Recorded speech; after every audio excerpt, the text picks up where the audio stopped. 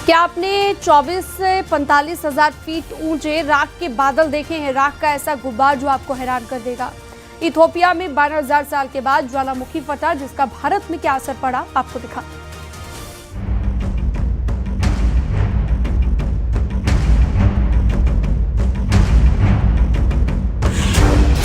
जब आसमान में दिखा राख का गुब्बार, राख वाले बादल कर देंगे हैरान।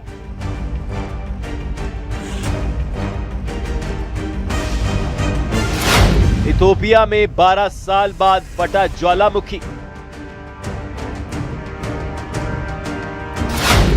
राख के बादल ने तय की 4300 किलोमीटर की दूरी।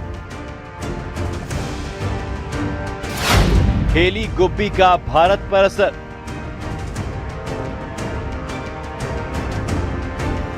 ये खौफनाक मंजर हर किसी को हैरान कर देगा। सैटेलाइट तस्वीरों से देखिए कैसे लावा धधक रहा था और कैसे फूटा धरती के अंदर धधकता ज्वालामुखी। ज्वालामुखी हेली गुब्बी।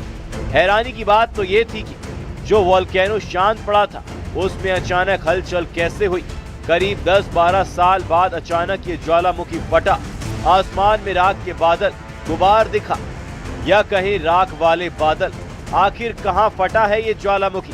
दरअसल अफ्रीका के इथियोपिया के अफार इलाके में मौजूद हाईली गुब्बी ज्वालामुखी 12,000 साल बाद 23 नवंबर 2025 को अचानक फट पड़ा।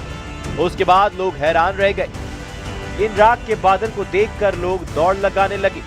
वैज्ञानिकों के मुताबिक विस्फोट ने लगभग 14 किलोमीटर ऊंचाई तक राख का गुबार हवा में पहुंचा दिया। इस ज्वालामुखी का असर भारत में भी देखने को मिला। ये राख के बादल 25-45 हजार फीट ऊंचे हैं, जो दिल्ली, राजस्थान और उत्तर भारत तक पहुंच गए।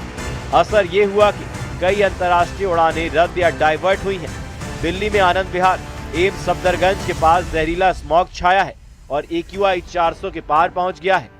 DGCA ने एयरलाइंस को राख वाले क्षेत्रों से बचने की सलाह दी है। DGCA ने कहा था कि एयरलाइंस राख वाले इलाकों के ऊपर उड़ान ना भरे, उड़ान का रूट और प्लानिंग बदले। अगर किसी विमान को राख मिले तो तुरंत रिपोर्ट करे।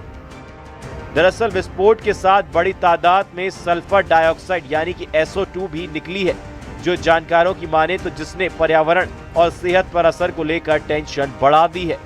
जानकारों का कहना है कि अगर ज्वालामुखी अचानक ज्यादा SO2 छोड़ रहा है तो यह बताता है कि अंदर दबाव बढ़ रहा है, मैग्मा हिल रहा है और आगे और विस्फोट हो सकता है।